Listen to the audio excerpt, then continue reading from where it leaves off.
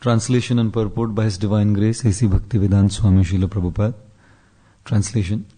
Simply by administering comforts at the lotus feet of the Lord, which is the most important of all services, the queens at Dwarka, headed by Satyabhama, induced the Lord to conquer the demigods. Thus the queens enjoy things which are prerogatives of the wives of the controller of thunderbolts. Just read the last paragraph of the purport.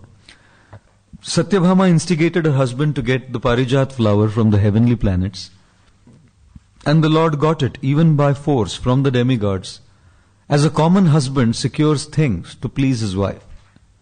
As already explained, the Lord had very little to do with so many wives to carry out their orders like an ordinary man.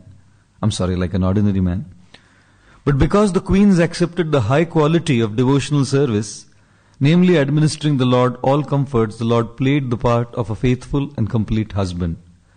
No earthly creature can expect to have things from the heavenly kingdom, especially the Parijat flowers, which are simply to be used by the demigods. But due to their becoming the Lord's faithful wives, all of them enjoyed the special prerogatives of the great wives of the denizens of heaven. In other words, since the Lord is the proprietor of everything within His creation, it is not very astonishing for the queens of Dwarka to have any rare thing from any part of the universe.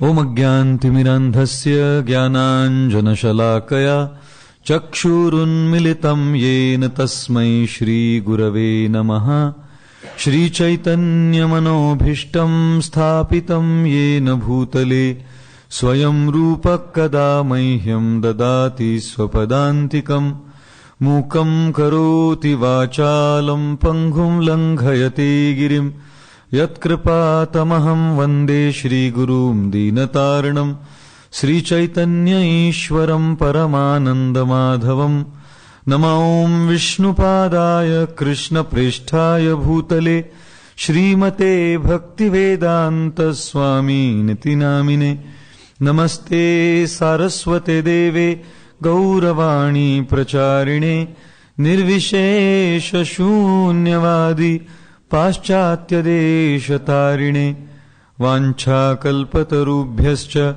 Kripa Sindhubhyaevacha Patitanam Pavanebhyo Vaishnavebhyo Namo Namaha Jai Sri Krishna Chaitanya Prabhu Nityananda Shri Advaita Gadadhar Shri Vasadi Gaura Bhakta Vrinda Hare Krishna Krishna Krishna Hare Hare Hare Rama Rama Rama Hare Hare. Hare Krishna. So we continue discussing the episode of the Shyamantaka jewel, the Shyamantaka Mani, from the 10th canto of the Srimad Bhagavatam.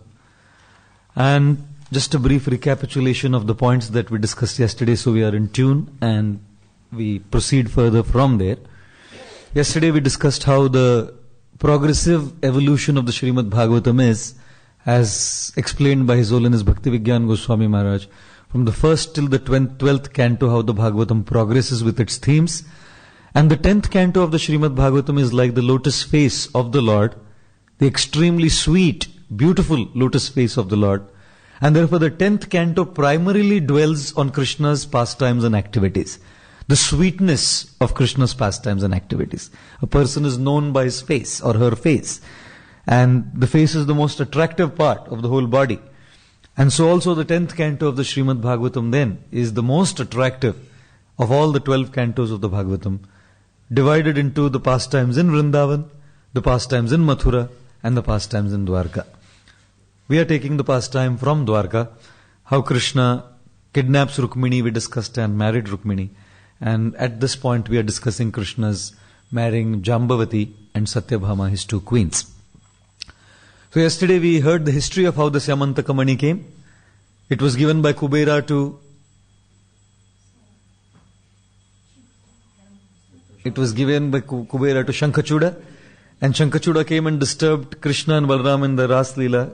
Krishna defeated Shankachuda, gave the Shyamantaka Mani to Balram, who gave it to Krishna, who gave it to Srimati Radharani, who gave it to the sun god Vivaswan. And when Satyajit worshipped the sun god Vivaswan, as a blessing to him, the sun god Vivaswan gave the Shyamantaka mani, the Shyamantaka jewel. And then he put it on his neck and came to Dwarka. And the first point we discussed yesterday was speculation. How people do not ask, people do not clarify, people do not understand, and they just jump to conclusions.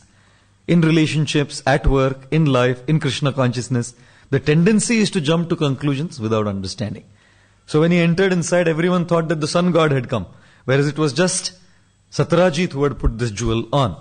And therefore, one is to be extremely careful of not falling into the trap of assumptions and speculations. The second thing we heard was, the Dwarkavasis reached Krishna, and Krishna was busy playing dice. To seek attention of Krishna, they called out his names. So the second point in yesterday's discussion was, if one wants to seek the attention of Krishna, the way to do so is chant his holy names. We seek attention of people in this world also by calling out their names. Our Madan Mohan Prabhu, who runs the pharmacy, he was telling me recently that even to pets you give names to seek their attention. And one devotee had 2 cats. And quite funny, the devotee named the cats Dhoti and Kurta. No, seriously. The devotee named him Dhoti Kurta. So if the man has to tell his wife, get the cats, he says, can you get Dhoti Kurta? And if the cats are running away, what do you say? My Dhoti Kurta is running away. And therefore, to seek attention, we give address and we give name. Krishna has his beautiful names, and thus to seek his attention, we call out his names. The Dwarkavasis called out, Hey Govinda, Hey Arvindaksha, Hey Madhav, to seek his attention. The third thing we heard yesterday was, when they approached Krishna, then the shelter of Krishna's words and Acharya's words clarifies confusions. Krishna clarified, it's not the sun god. It is Satyajit who's wearing this jewel, the Shyamantaka mani. And therefore, unless we hear the words of Srila Prabhupada, unless we hear the words of Krishna in the Gita, we will always be confused with things. Even in our personal relationships and conflicts, if we do not go to a mature, wise, experienced devotee, we will always assume, get confused, speculate. But if we take shelter of the words of great souls and guidance from mature devotees, then things can be put in place. The fourth thing we heard yesterday was, Yudhishthir and Satyajit both were blessed by the sun god. Yudhishthir was blessed with the Akshaya Patra, and Satyajit was blessed with the Shyamantaka mani. Although both were blessed by the same personality, the sun god, the difference in their consciousness was 180 degrees. They were poles apart in terms of their consciousness. Yudhishthir, he was consumed by the consciousness to serve. And Satyajit was consumed by the consciousness to show off. And the difference between service and show off is who is the center of attention. When the center of attention is Krishna and others, that is service. When the center of attention is oneself, that is show off. So we all have our Shyamantaka jewels. It's not just that Satyajit had his Shyamantaka jewel. We could use our skills in book distribution, skills in speaking, skills in singing, skills in managing, skills in organizing to serve Krishna and bring attention to him. Or we can use the same skills to serve our own ego and bring attention to ourselves. Therefore, bhakti is a process of working on our internal attitudes. It's not so much an external thing. We chant our rounds and we do our services. It's all important, undoubtedly. But what makes that service is the attitude. Without that attitude, that service is show off. With the right attitude, it is service. And therefore, Yudhishthir was simply concerned about seva. And Satyajit was simply concerned about meva. In India, meva means sweets and dry fruits. The fringe benefits that come along with it. So whereas one is concerned about seva, the other is concerned simply about meva. Amrish Prabhu, Srila Prabhupada's disciple, what kind of service he did? Krishna blessed him with so much wealth. Like Yudhishthir. So much wealth. coming in the line of Henry Ford. And Amrish Prabhu simply dedicated his life to serve Srila Prabhupada. And when he came to Chowpatty, he was speaking, he gave a talk. I can never forget it. A man of his stature coming in that family, and doing so much service to Srila Prabhupada. He and Lekha Shravanti Devi, they purchased the Detroit mansion, the Fisher mansion in Detroit. And even today, he's contributing so much money for the Temple of Vedic Planetarium, rendering so much service. And when he was speaking at Chowpatty, he said, he actually cried. He was weeping when he was speaking. Quite an amazing person. He said, I come from a wayward family. But Srila Prabhupada saved me. Started crying, with such gratitude for his divine grace, Srila Prabhupada. So, he was blessed with so much wealth, and he was using all that wealth to serve, still using all that wealth to serve. Unlike many others in the world who may be blessed with that wealth, like Satyajit, who don't use that wealth to serve, but simply to show off in terms of increasing their affluence and opulence, and only soliciting envy, sympathy, or disgust. Amrish Prabhu, he gave a check of $100,000 in India. He sent the check of $100,000 for, I think, the Juhu project. And he got the receipt back. And on the receipt, it was only $10,000. He deposited $100,000 and he got a receipt of $10,000. So he came to Prabhupada and he said, Prabhupada, I sent $100,000, the bank has only sent receipt of $10,000. Prabhupada said, don't worry. There's not a big problem. Only 1 zero is missing. Prabhupada said, 1 zero is missing. Don't worry. In India, these things happen. 1 zero is missing. And then he said, but you should sort it out. And then, of course, they sorted it out. The bank had actually, the money had been deposited and the money was taken, but the receipt was wrong. So it was not just $100,000. Dollar after dollar after dollar service was going on. Constant service. Some of you, when you cook, ladies, when they cook, especially Indian preparations, I don't know if you know what is a chonk. You put ghee, and Prabhupada taught his disciples how to make chonk. Quite a thing, And the success of a chonk, anyone who likes to cook, please listen. Anyone who's a good cook or at least thinks so, can kindly listen. This is Prabhupada's definition of a successful chonk. Prabhupada gave definitions of the highest spiritual terminology to chonk. Everything. He had opinions about everything. And expert opinions. Prabhupada said, a good chonk means when the ghee is rightly hot and you put the mustard seeds, the cumin seeds and the haldi, the turmeric, and when you put the kadi patta, the curry leaves, then the whole thing should be on fire. In the ghee there should be a flame of fire that comes. If you haven't got a fire, you're not an expert cook. I'm sorry if some of you are disappointed. But if you don't get fire in your chonk, that is not a good chonk, according to Srila Prabhupada. So in a chonk, you get flames of fire occasionally. Bouts. One. Whoo, goes off. Whoo, goes off. And in India, when you cook, here you have this electric burners. I don't see fire only in cooking here. There's no fire anywhere in cooking. Strange. Prabhupada said first class cooking means on wood. Second class cooking means on cow dung. Or first class on wood or cow dung, second class on coal. And third class he said on electric cooking. Hare Krishna. Prabhupada's definition again. I said he had opinions for everything. Highest to the most basic. He had his opinions for everything. And therefore in India we use gas burners. LPG gas.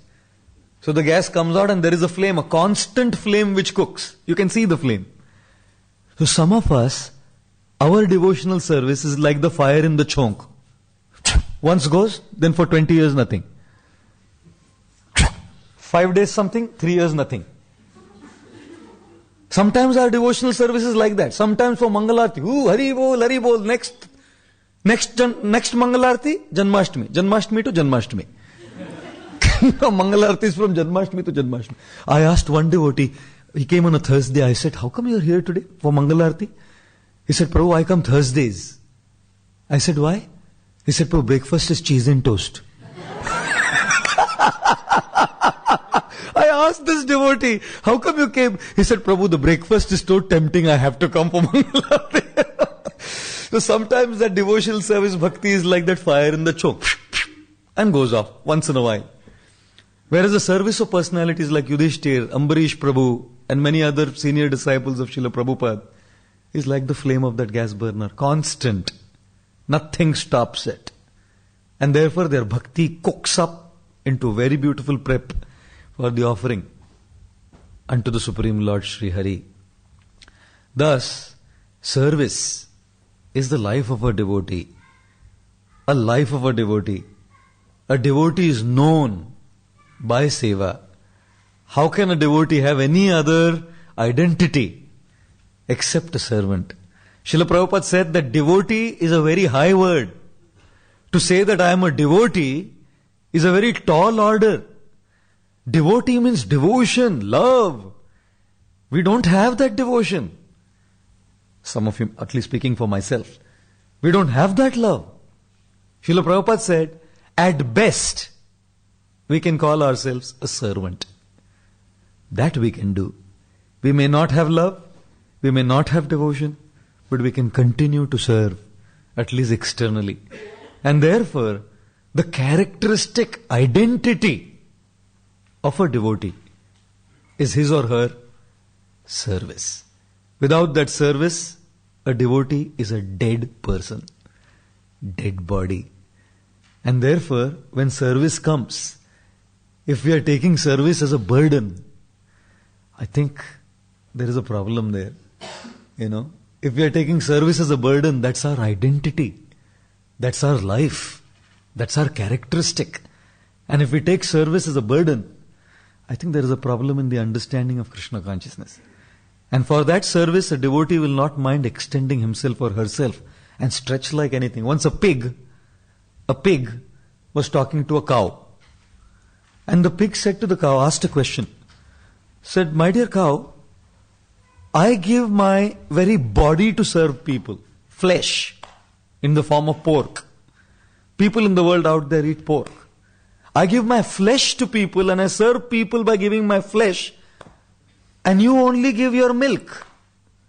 Still you are respected more than me. Why? That was the pig's question to the cow. I give my flesh, you give your milk. Still you are respected more than me. Why? The cow gave a beautiful reply, very profound reply. The cow said, because you serve only after you die. I serve when I live. And thus, life is meant to serve.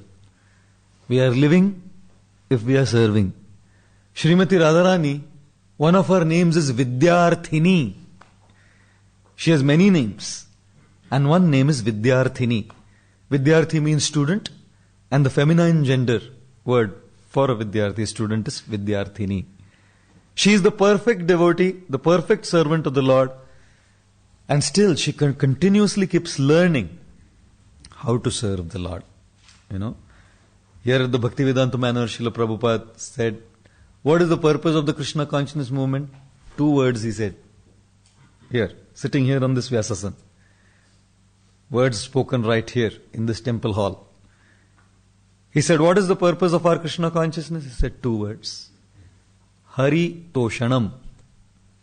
Simply to please Lord Hari. Not Svatoshanam, to please oneself. Yudhishthir's purpose was to please Lord Hari, using the Akshay Patra and serve others. And Satrajit's purpose was Svatoshanam, to please oneself, by showing off what he had received from the sun god. So now, Lord Krishna requests Satrajit, my dear Satrajit, you have this Shyamantaka money, which produces how many kilos of gold? 77 kilos of gold. Worth how many pounds? 25 million pounds. So what are you going to do with this? I request you, Lord Krishna is requesting Satrajit in Dwarka, you hand over this Shyamantaka jewel to King Ugrasen. Because a king will use that Shyamantaka jewel for the proper purposes. And the disciples of Srila Prabhupada comment in the purports there, Satyajit denied. When Krishna asked for the Shyamantaka money, Satyajit said no. He was interested in showing off all the opulence than using that opulence in service as requested by Lord Shri Krishna. And the devotees comment there, this is where all the trouble and disturbance begins. When Krishna requested Satyajit and he denied to give that jewel, all the disturbance in the life of Satyajit began there. And therefore, when we don't live by the words of Krishna, we can expect disturbance in life. So many people are depressed. So many people are anxious, worried. And there is enough in life to trouble us. Enough difficulties in life. Physical difficulties, health, relationship conflict, financial crisis, mental anxieties, depression, worries. That's the world. You think the world is a good place to live? This is the nature of the world. Always anxiety. Kuntha. Meant to give kuntha. Meant to bring trouble. Meant to bring mental agony and anguish. And people add to it. People add to that anguish by insulting us, dealing with us in a negative way, making us bitter in our lives. You know, world is full of these troubles. And therefore, if we don't live by the words of Krishna, we cannot handle those difficulties. You know, if you have a car which is meant to function on petrol and you run it on water, will a car run on water? Car must run on petrol or diesel. And if instead of drinking a glass of juice or Schlur or Ami, someone along with your pizza gives you a glass of petrol, Prabhu, drink for you. You know, very nice smelling petrol, drink. Great drink. It's not fizzy, but you can take. You know. Will it work? No. There is an instruction manual to use everything. And therefore the Gita is an instruction manual to use our life. And if we don't live our life according to the instructions of Shri Krishna, disturbance is certain. Just like Satyajit. Not following the instructions of Shri Krishna, disturbance was certain. And here begins the disturbance now. Satyajit's brother, Prasena, took the jewel, put it on his neck, and just like Satyajit, rode on a horse, going on a hunting expedition, showing everyone, look at my Shyamantaka money. You know, like sometimes we go around, look at my ability to do this, look at my ability to do that. You know, look at how I can speak. Please watch. Please pay keen attention to my expertise in speaking. Please pay keen attention to my Shyamantaka money. That's what I'm wearing it for. You know, to just seek attention. And here was Prasena, riding on his horse in Dwarka, going into the forest for hunting, showing off the effulgent Shyamantaka money. And the disturbance began. As he entered into the forest, a ferocious lion pounced upon Prasena, killed Prasena, and picked up the Shyamantaka money. I don't know how the lion liked it. I have no idea. There's no explanation of why the lion liked it. I am yet to read Sri Subodhini. I haven't brought it here, unfortunately. So since I haven't read that commentary yet, I don't know if there is anything mentioned why the lion picked it up. I mean, if dogs and cats and animals don't pick your jewelry, do they? How many of you lock your homes and come here? When you come to the temple, how many of you locked your homes and comes? If the whole family is here, of course. And what are you scared of? Ants? Birds? Dogs and cats? Butterflies? Oh, the butterfly will steal my wife's necklace. What does the butterfly understand? You know? No animals and birds understand this stuff. The lion picked up the jewel, the dead body of Prasena lying there in the forest. The lion picked up the jewel and entered into a cave. As the lion entered into a cave with that jewel, inside that cave was Jambavan, the bear. When Jambavan saw that jewel, he wanted it. Look at what this jewel is doing. Look at how it's going from where, beginning from Kuvera, where it has reached now. As Jambavan wanted this jewel, he fought with the lion because he was so powerful, he killed the lion. He picked up the jewel, and for him the jewel meant nothing. He had a young son whose name was Sukumar. He gave it to his son Sukumar. Le beta, khel. Khel tu. Play with this toy. Play. He gave it as a toy. Sometimes little boys, they play with cars, and little girls, they play with dolls. Boys play with cars, and girls play with dolls. When they grow up, boys want dolls, and girls want Hare Krishna. Hare Krishna. Gave it just a jewel to play with, a toy. Come on, play. And here was the problem. Meanwhile, in Dwarka, Satyajit said, my brother hasn't returned. It's 2 days. I think he's killed. Jai Shri Radha Gokulananda ki jai. Sita Ram Lakshman Hanuman ji ki jai. Shri Gaur Nitai ki jai. Srila Prabhupada ki jai. Satyajit thought, my brother is killed. He's not come back 2 days. And I'm sure, I am deadly sure. What gave this gentleman the concession to think, I don't know?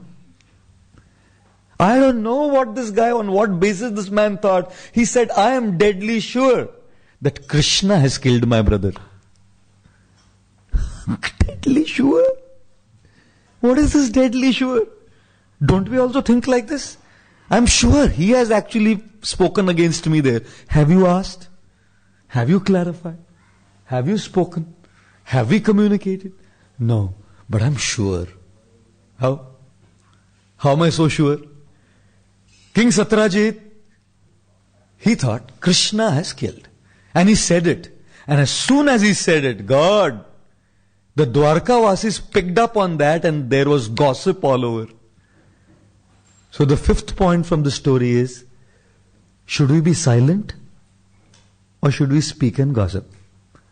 Silence or gossip. All the Dwarkavasis started speaking, yeah, Krishna. He was always, I think, he was very much interested in that Shyamantaka. He picked it up. Yeah, we knew that Krishna, he's like that. Prabhupada, you know what he used? In Mayapur he was giving a talk and Prabhupada used the word for gossip in his very Indian style. He said, and these devotees will come together and you know what they will do?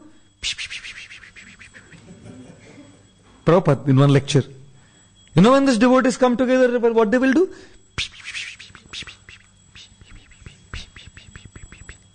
Indicating gossip. Prabhupada said they'll do pish, pish, pish, pish, pish. And the Bhakti Vedanta Veda base, in the Veda base, there's a translation of this. How do you translate pish, pish, pish, pish.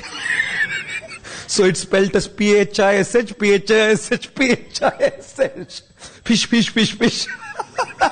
How do you write that? It's meant to say pish, pish, pish. It's a sound, you can't write it, But I read in the Veda base, P-H-I-S-H, P-H-I-S-H. Quite incredible, actually. Gossip is like that. You know what it is? I know something that you don't know.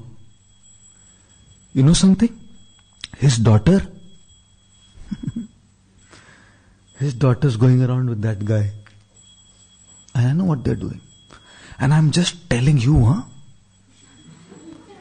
Only you. Because you're my such close, intimate friend, I'm telling you. Don't tell anyone. And that don't tell anyone is the catalyst to spread it all around. As soon as these 3 words are added, don't tell anyone, the speed increases. And with the internet age, Hare Krishna. WhatsApp. Pat. I was walking here in England. Gauri Prabhu's house, there's a park close by. I was walking here in England. I'm walking with someone, and as I'm walking, my phone is on, my WhatsApp is on, this is last year. And as I'm walking in London, I get a photograph of myself walking there from Mumbai. One devotee walking behind was taking a picture. I have it on my phone, I can show you. I'm still walking there with that person. And the devotee who's walking behind takes a picture, sends it to a friend in Mumbai. Within 10 seconds, I have a picture. I said, who is this? And then I said, oh, it's me, looks like, from behind. God, to spread these things today? You know, this internet age is a dirty age. It's a dirty age. With all the advantages that the internet has, and it can be used rightly, but the kind of destruction that this internet has done in terms of destroying relationships. You know, when the WhatsApp 2 ticks came, blue ticks, the black tick became the blue ticks. All of you know what I'm talking about. And when it became blue tick, that means read. The message is read. 2 black ticks means delivered, and when it becomes blue means read. So when you offer a prayer to the Lord, one guy was offering a prayer and he was waiting. So in the sky 2 blue ticks came. Yeah, Krishna has heard my prayer, he thought. So many couples had fights because of the blue tick. No, really. Because the wife was complaining that you read my message but you didn't reply. I saw blue tick, you read my message, but you didn't reply to my message. This internet age, so much blasphemy of His Divine Grace, Srila Prabhupada. Shh. Shh. Someone so pure, someone so great, someone with such clean intentions, with such purity, who did so much for the world. But if someone wants to gossip, do this. What is this? The internet can be used to demolish, to completely demolish and destroy the position of someone. And the Dwarkavasis, they were doing this. Gramya Katha. Gramya Katha, isn't it? Hare Krishna. Therefore they say great minds discuss ideas. Average minds discuss events. And small minds discuss people. Someone has a great mind, he will discuss ideas how to serve Krishna better. Someone who has an average mind will discuss events. Oh, this happened at this place, this happened there, this is happening, that is happening. And small minds will discuss people. Oh, you know that Guru? Oh, you know what he did? Oh, you know what she did? Gossip. Such a part of life. Sometimes even in a devotee community, Therefore it is said, when one is alone, one should control one's thoughts. And when one is in public, one should control one's words. While alone, look at your thoughts. Mind your thoughts. And while with people, mind your words. Do we have anything to do with all the issues going on in ISKCON? Are we going to solve them? Have we taken the responsibility, shouldered the responsibility to sort those issues out? If not, let's keep quiet, isn't it? Why do we need to discuss these things?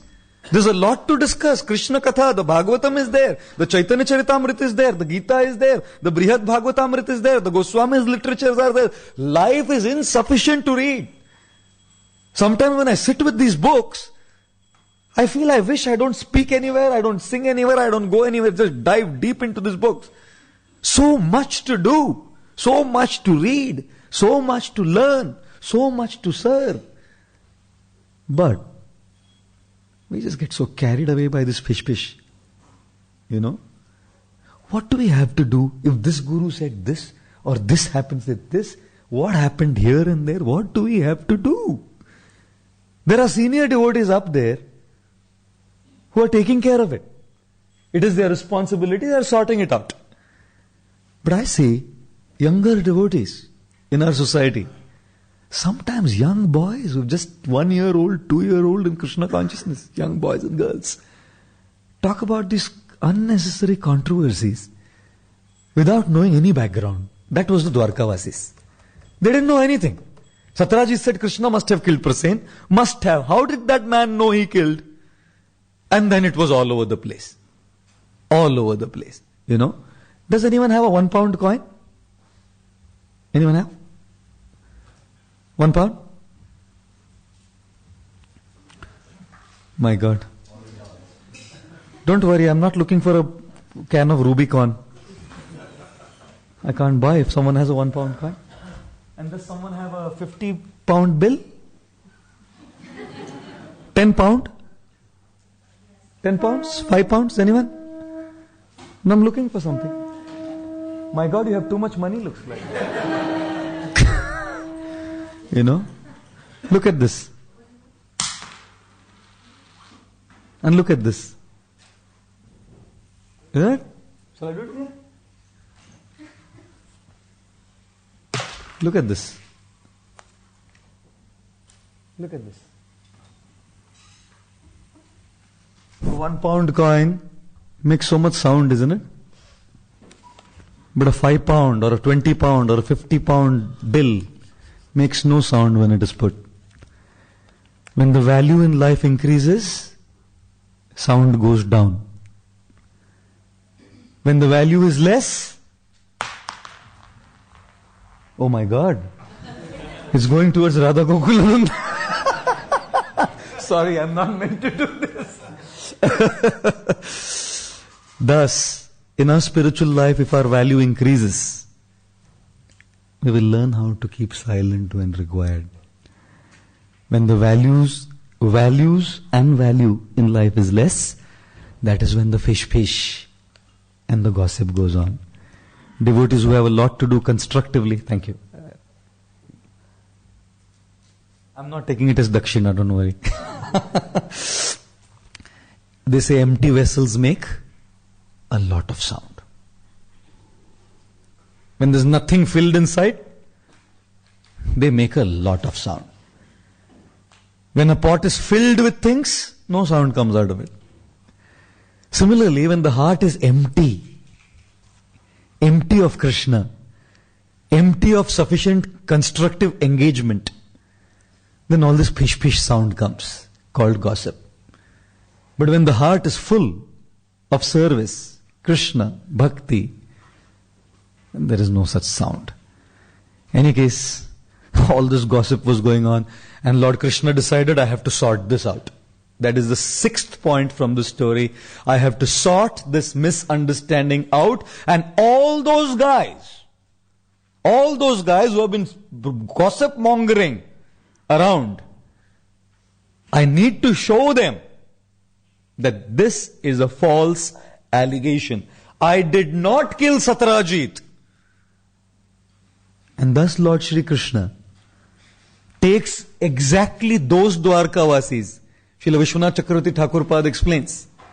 Krishna takes those Dwarkavasis who are gossip mongering and talking like this about Krishna along with him to the forest to sort out the misunderstanding and clarify what had happened. As they enter into the forest, Lord Krishna finds in the forest the dead body of Prasena, Satyajit's brother, was killed by the lion.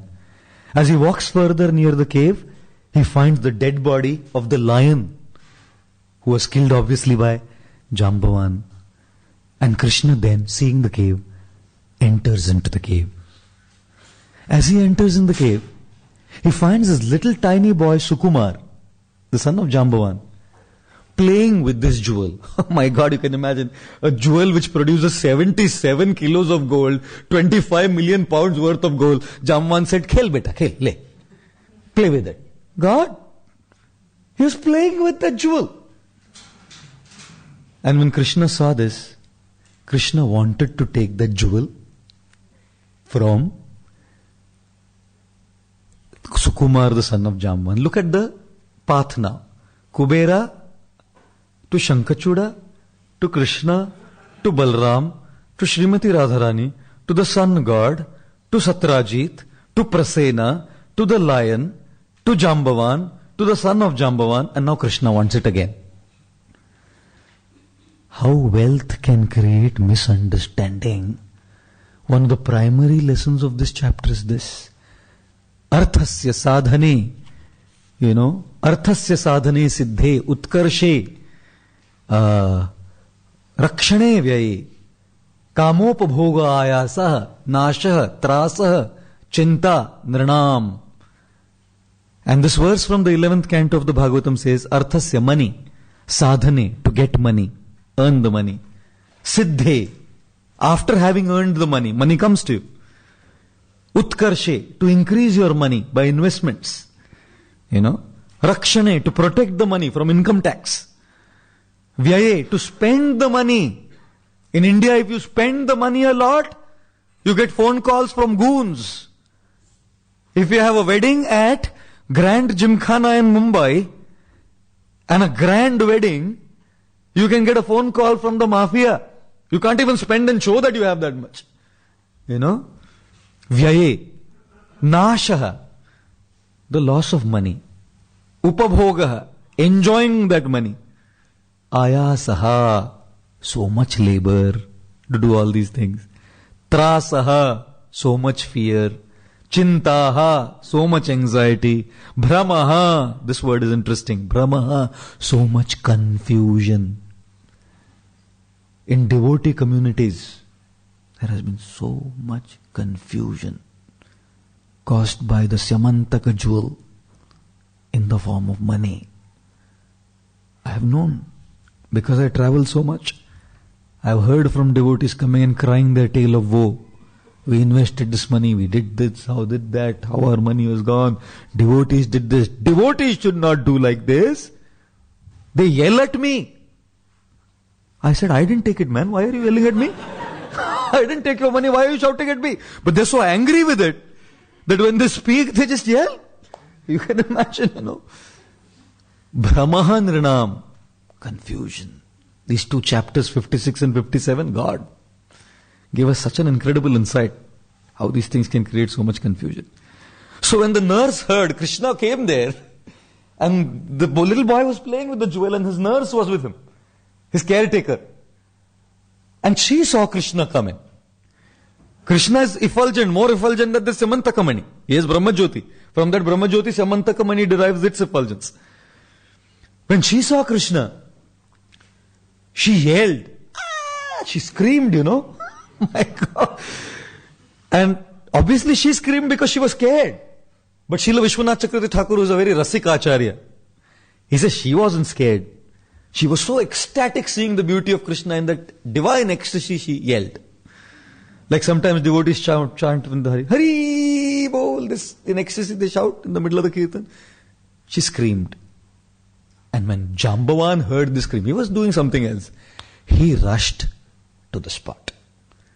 So Krishna came to that spot only to sort the misunderstanding up and take the false allegation away.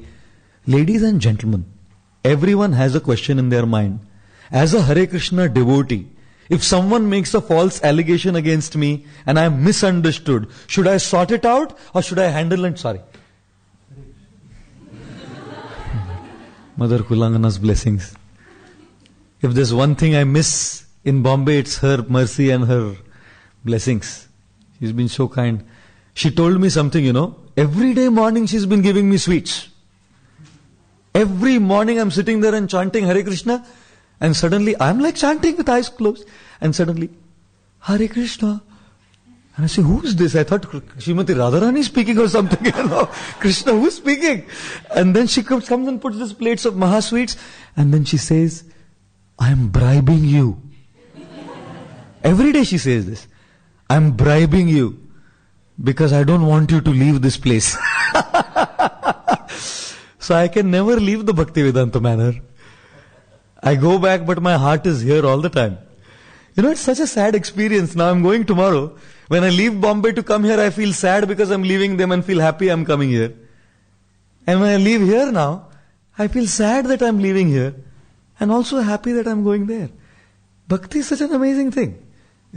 Both these emotions are there, and truly speaking, Bhaktivedanta manor is my home now. It's a second home. Actually it is. Because the community of the devotees here has just given me so much affection and accepted me with such dignity, and engaged me in some service to which I am truly indebted and grateful. So thank you, Mataji. Very, very grateful, and thank you to all the devotees. I'm grateful for all the opportunities to serve and all the kindness. And before I even continue, my apologies for any any wrong thing said here and there, any offensive thing said or offensive thing done. Sorry, when you just live like this, sometimes you say things, do things without being conscious. It happens all the time. We are human beings. So it's good to say, I'm sorry. Those words are magical. And with devotees, they are more magical. Devotees are very kind, so they pardon, Any case, thank you very much. See, she just kept it right here.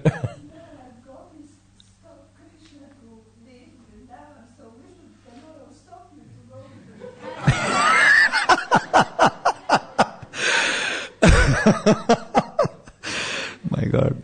All of you are gopis, but I am not Krishna. All of you are gopis, you have that bhakti, but I am not Krishna. Any case. So devotees have that question in their mind. Should we tolerate or should we sort it out? How many of you have had that question? Should we try and discuss it, communicate and sort it out, that misunderstanding? Or should we just tolerate and keep quiet? Some people give it the volcano treatment. You know what is the volcano treatment? Burst out. Let the lava come out. Let the lava burn as many people. No problem. Vesuvius. The volcanic eruption of Vesuvius. And some people give it the pressure cooker treatment. Keep it in. And one day, the whole steam comes out. Because they don't do the right thing. They just keep suppressing. Misunderstanding is going on because it's suppressing. One day it just comes out in such ugly, unpleasant ways. And then you realize, man, he was chanting Hare Krishna and moving around like a fantastic devotee. When the steam comes out, then you realize what was going on inside for so long. What should we do? Should we follow Lord Krishna? Here Lord Krishna did not keep quiet. When he was misunderstood, he did not keep quiet. He took all those guys who misunderstood and who were gossip mongering to that forest to show that he had not killed Satrajit. Prasena. What should we do? Speak it out or keep quiet? A golden rule to follow. An incredible golden principle to follow, because if we understand principles, application of those principles in our day-to-day lives is very easy. Those who don't understand these principles get confused what to do. But if the principles are in place, we will always make the right decisions. At least we'll try to make the right decisions.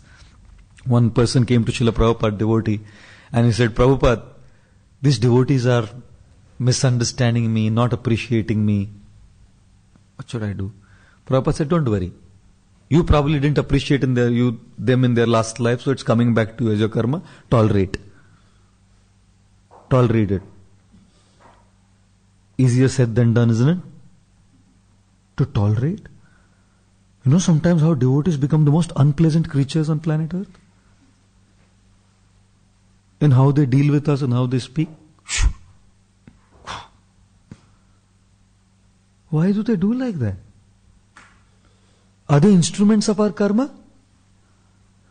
Are the devotees who mistreat us and deal with us in a certain way instruments of our karma to give us that? So we should just keep quiet and tolerate it till it comes out as the steam out of the pressure cooker? What should we do?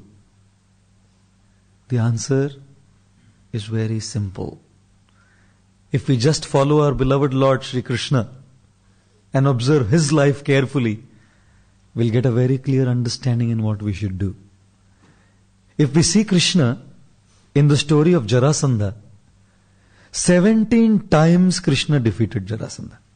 17 times. He allowed him to collect all the armies, finish all of them, but he did not kill him because he would go and get them.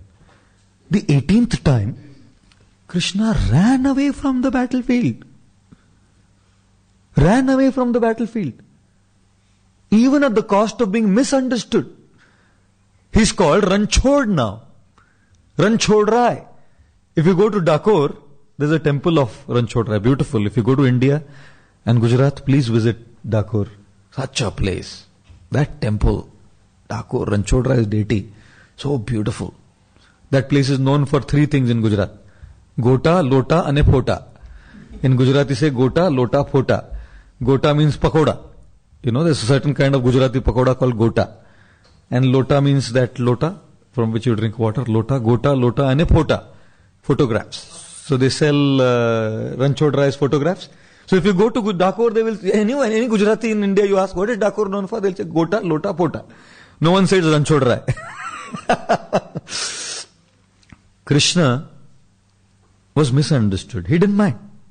He didn't care being misunderstood. What would Jarasandha say? Jarasandha, you coward, stop! What are you running? Shouting, Kalayavan's episode. Shouting at him, you coward, you this, you that. Say what you want, I don't care. Another mission. Rukmini was to be kidnapped. Purpose was very clear. Bhishma. Arjun's fighting against Bhishma. And Bhishma so powerful. Krishna gets down from the chariot with a chariot wheel to rush and charge towards Bhishma. And Arjun comes down and holds Krishna's feet. Krishna, no, wait. You made a promise. You took a vow that you will not pick up any weapon on the battlefield. Krishna said, I don't care. My devotee, Arjun, has to be protected. More so, dharma has to be established. I don't care for my name being misunderstood. Let people say I broke my promise. Let people say I did this or that. It takes a great amount of courage to be misunderstood in order to do the right thing. Sometimes in order to do the right thing, people misunderstand us. What is management? What is management? In management, when devotees are trying to do the right thing and establish the right standards, their motive is not to torture devotees. The motive is not to trouble the devotees around. Would any devotee want to trouble another devotee? Why? The purpose is to serve. But it's a thankless task. And they're willing to be misunderstood. Management is such a thankless task. Such a thankless task. Willingness to be misunderstood simply to make sure that the yatra is running smoothly and the devotee services are being facilitated properly. Krishna didn't mind being misunderstood. It takes a lot of guts. If we are image conscious and our own name conscious, we will only be diplomatic and right. Because we don't want anyone to say that I'm bad. I'm the bad boy. Some have to make that sacrifice so that things run properly. On the other hand, here Krishna said, I don't care. And in this episode, Krishna said, I care. Imagine.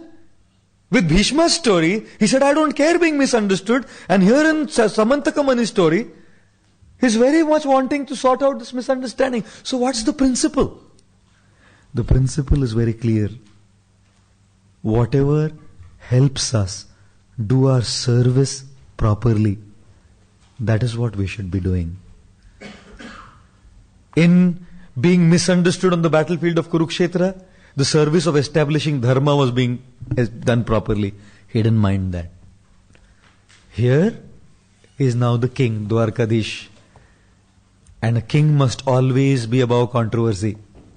A leader, a king, a preacher, a ruler must always be above controversy. A ruler, a preacher, a leader is only trusted if there is no controversy about him or her. As soon as there is any controversy related to that leader, yes, above suspicion, that's right. That's the quote. The quote is leader should be above suspicion. And therefore, any controversy related to any leader who accepts them, no one accepts a leader who's controversial. Whether he's a king, whether he's a spiritual master, whether he's a temple president, whether he's a preacher, whether he's whoever, it doesn't matter. Controversy kills the most essential ingredient that a leader must have. Trust. And therefore, in order that all the Dwarkavasis keep that trust in him, because he's a leader, Krishna decided to go and sort this misunderstanding. On the battlefield, the service was establishing dharma, and without killing Bhishma, dharma wouldn't be established. Okay, I don't mind being misunderstood to do the service of establishing dharma. Here, I mind being misunderstood Why? To serve the people by establishing proper code of conduct in Dwarka. Therefore, what should devotees do? If we are serving others, the only one criteria, whether we should speak it out or not, clarify or not, sort out or not, is this: what helps us serve better? For a preacher, his reputation, her reputation is the most important. And if someone's kind of throwing some blemish on him or her, it's crucial that they sort it out. Why?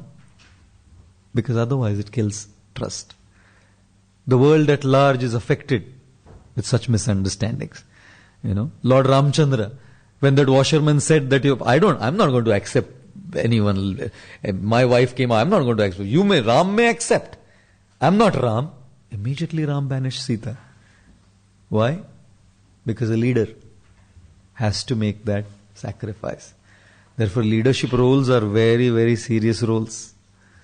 Very serious roles. Whatever that role may be in terms of leadership, as a guru, as a temple president, as a guide, because it means tremendous responsibility.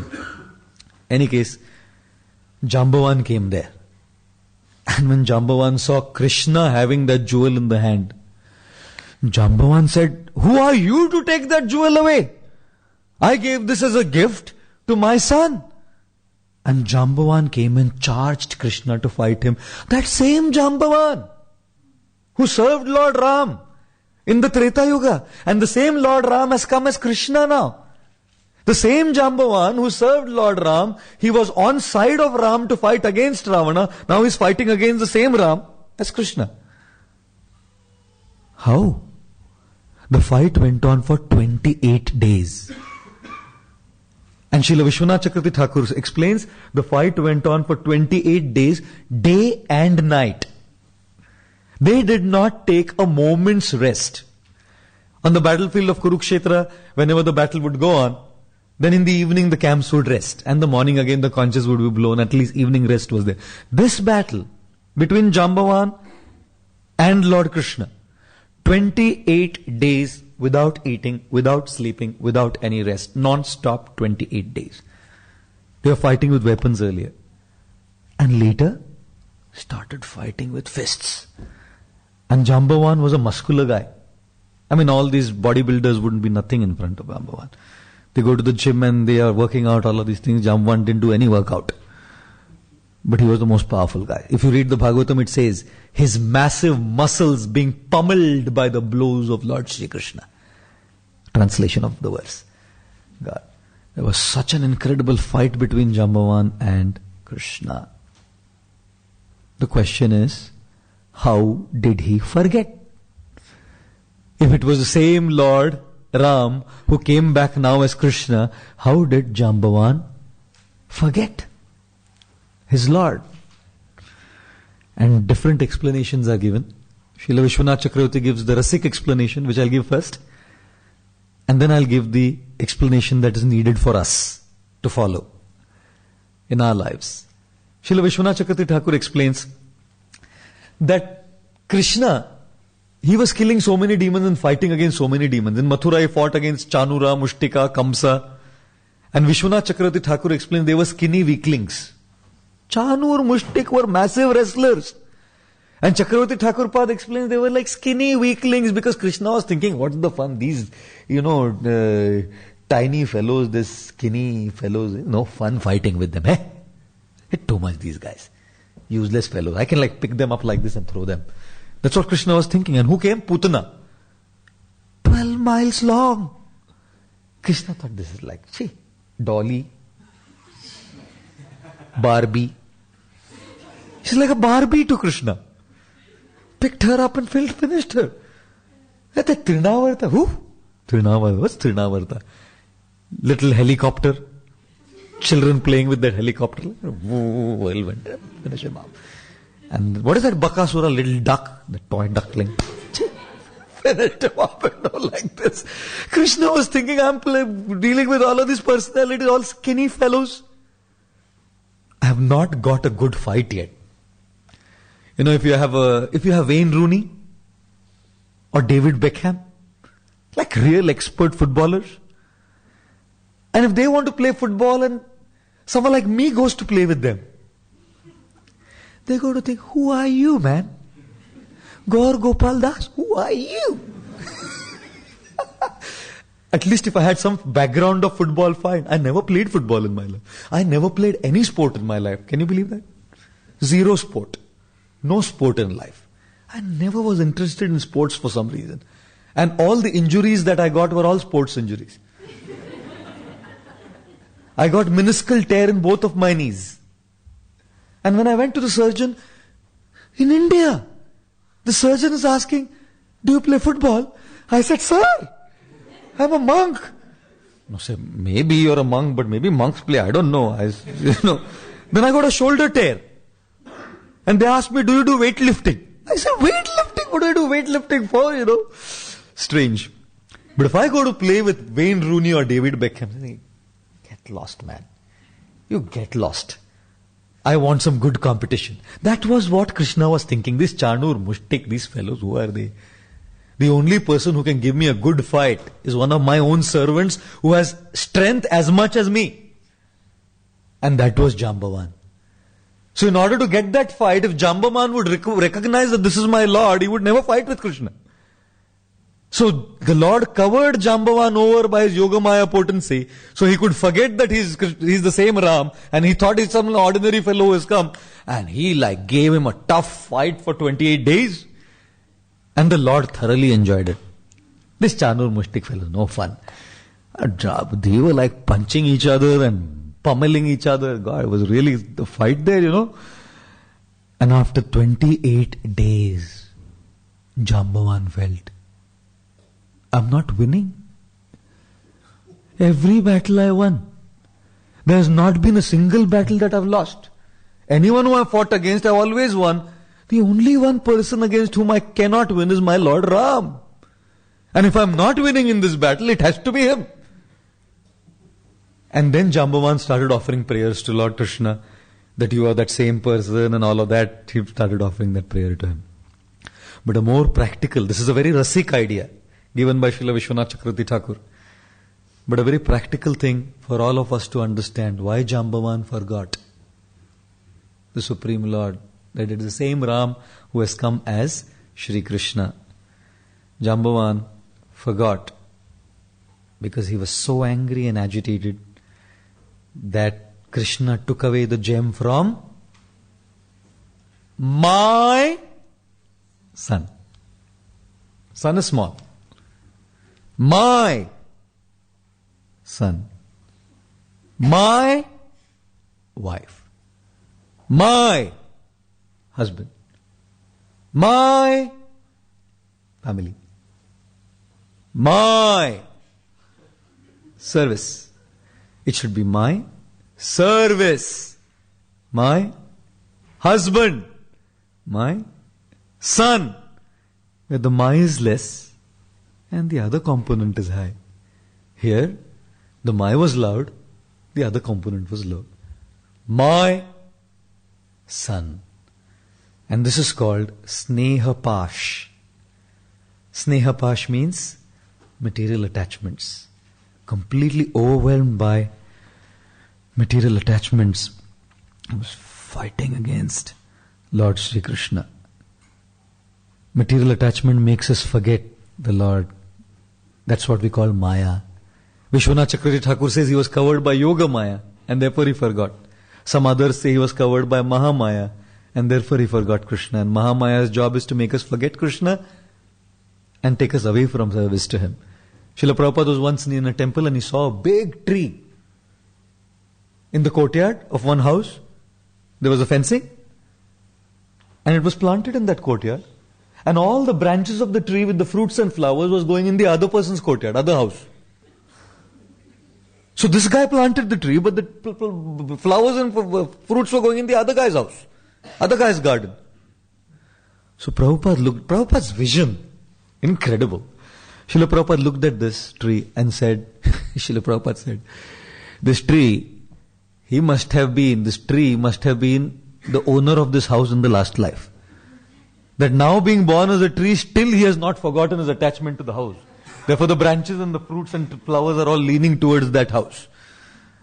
Attachment makes a person forget. Makes a person forget. How many of you are attached to your wife or husband?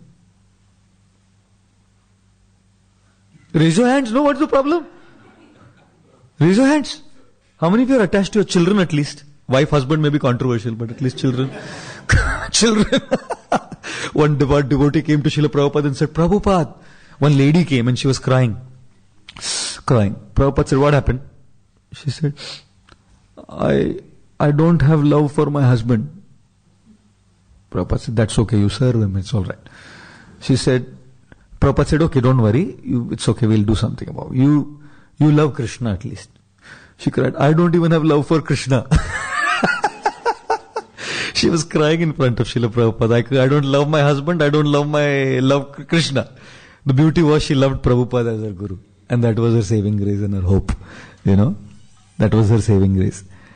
And thus, sometimes we feel, when we hear these heavy lectures in the temple, sometimes in ISKCON, we can have heavy lectures. Family, Maya! What are you sleeping in the lap of Maya? In our temple, they once made an announcement of a couple being married. This XYZ Prabhu is going to marry ABC Mataji. And then one brahmachari was sitting right next to me. And he said, whispering in my ears, he said, ding dong bell, one more in the well. My God! I said, idiot, you have the guts to say that? If you say that, you will be in that well also. There are devotees, and it's not well life, it is life which will be well. If they serve Krishna, their life will turn out to be well. Nice life. Why are you saying they're in the well? But he was saying, ding dong bell, one more in the well. I said, wanted to whack him. Insulting this couple, I didn't like it at all, but he was saying it in my ears. Hare Krishna. So we feel sometimes, should I have attachment to family or not? Therefore, please understand the difference between what is called as sneha pash and sneha. Sneha pash means attachment, sneha means affection. And there's a difference between attachment and affection. Three things. First, attachment means, if I am attached to a thing or a person, the thing or the person is the object of my enjoyment. That's attachment. If I use a thing or a person for my enjoyment, that is called attachment. When that thing or that person becomes an object of my service, that is affection. Attachment means I enjoy. Affection means they enjoy. What is attachment? Attachment means it takes away attention from our spiritual practice. People who are attached don't pay attention to their spiritual practice. Affection means they love their family, they love their wife, their husband, their children, everyone. But they don't compromise with their spiritual practice. Attachment makes a person compromise with spiritual practice. Affection or sneha doesn't. The third difference is attachment very often makes people make wrong decisions. Because to get what you want, to enjoy, you make wrong decisions. Affection uses discretion. Valmiki, out of his attachment to his family, killing people, looting people. The same Valmiki, when Narad Muni preached to him and wrote the Ramayana, was a completely transformed person. So we should have affection. We should not neglect our wives and our children and our husbands and our families. Family is a property of Krishna. Must be given full attention to. It's Krishna's property. Krishna's family. Krishnera samsara kori chhado anachar. Bhaktivinoda Thakur explains. A grahastha is meant to do Krishnera samsar. On behalf of Krishna, take care of the family. Jambavan, however, forgot it, because he was attached. But he realized it's Krishna. And his limbs were paining from the 28 days of fight. Krishna put his hand on his body, and immediately Jambavan felt completely pacified. And Krishna, he never forgot. Jambavan forgot that he was my Ram. Krishna never forgot that this is my devotee Jambavan. The Lord never forgets. And therefore there was a king, and this king had 10 wild dogs. Wild dogs. And if any of his ministers would make a mistake, the king would put this minister in the custody of these 10 wild dogs, who would then pierce that minister apart to pieces and eat his flesh. Wild dogs. So one day, one of the ministers made a mistake. He gave some kind of a wrong opinion, and the king immediately summoned that this minister should be thrown into the pack of this wild dog to be eaten and torn apart and eaten by those wild dogs. The minister said, "My dear king, I served you for 10 years. And now I've made a mistake. I served you for 10 years. I made a mistake, and now you're putting me to these wild dogs? You forgot all the services I did to you for 10 years? The king said, no. Throw him away. He said, okay, alright. At least for 10 years, whatever I've done, give me one thing. Give me only 10 days more to live. After 10 days, throw me to the dogs. He said, okay. So then the minister went to where the dogs were. The guard used to guard these dogs in that arena. And the minister went and told the guard, you take 10 days leave, I'll take care of the dogs. The minister was a little surprised. The guard was a little surprised. Don't worry, I'll take care, you go. So this guy, the minister, for the next 10 days, served these 10 dogs. Such love and affection. Taking care of them so well. And after 10 days, when he was thrown into the pack of wild dogs, all the 10 dogs were licking him.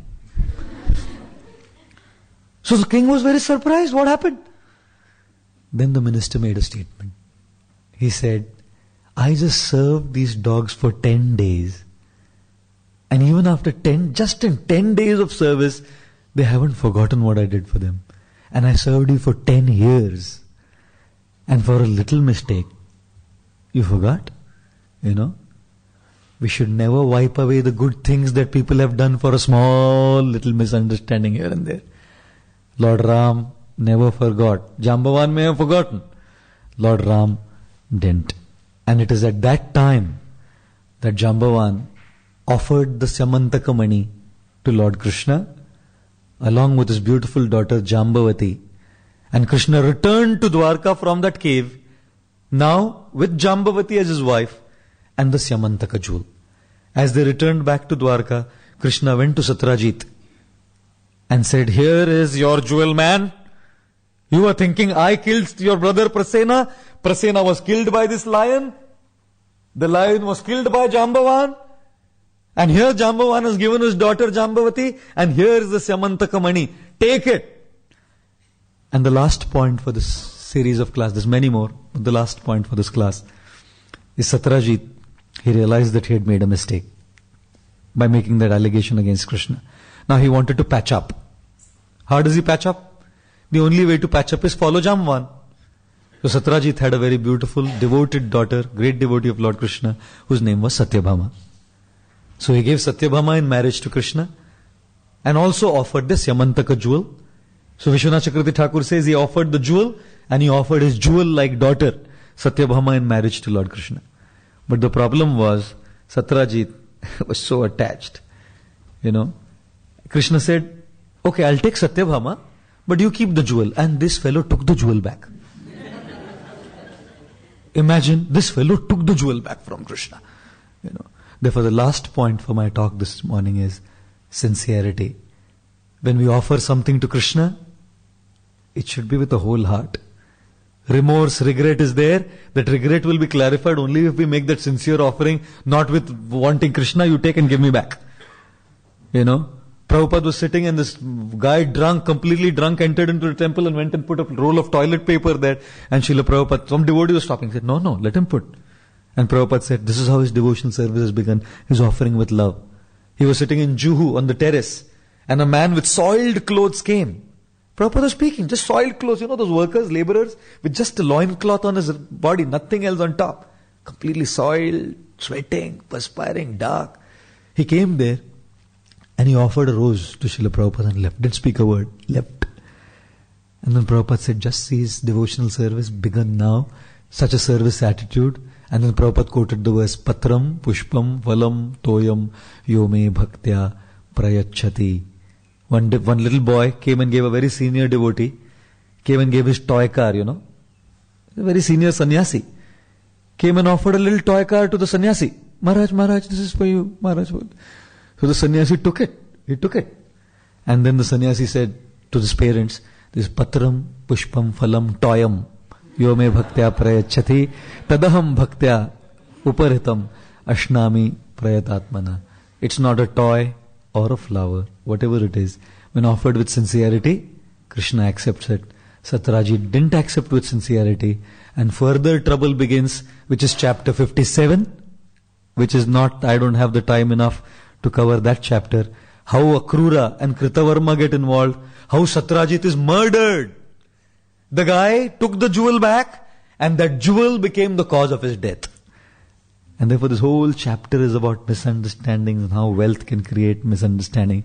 And anyone who hears, not only 56, both chapters, but I'm anyways telling the Falashruti, anyone who hears and reads this chapters 56 and 57, the Bhagavatam says, they will also be cleared of any misunderstanding that may have accrued upon them because of whatever happens in their life. Just like Krishna was cleared of all that misunderstanding. So this chapter gave us 8 S's. 8 S's we learned from this chapter. The first S was speculation. The second S was taking shelter of Krishna's words to sort that speculation. The third S was seeking attention of Lord Krishna by chanting the holy name. The fourth S was service or show off. Yudhishthir and Satyajit. The fifth S was to be silent or to gossip. All the Dwarka Vasis were gossiping about Lord Shri Krishna. The sixth S was, should we sort the misunderstanding or not? The golden principle is, what if it serves, sort. If it doesn't, tolerate. The seventh S we heard was Snehapash. Snehapash or material attachment can cover us over and we forget to learn and understand Krishna's position. And the eighth S, last S, is when you offer something to Krishna, it must be offered with sincerity. Otherwise that same object becomes the cause of our ruination. Thus Krishna married the 2 queens, Jambavati and Satyabhama. And in this visit of the Bhaktivedanta manor, Krishna has married 3 queens, Rukmini, Satyabhama and Jambavati. Maybe if I do come again, we will have him marry some more in our discussion. Thank you all very much. Hare Krishna. Jai Grantharaj Srimad Bhagavat Mahapuran ki Jai. Srila Prabhupada ki Jai. Gaur Premanande. Hari Hari Bol.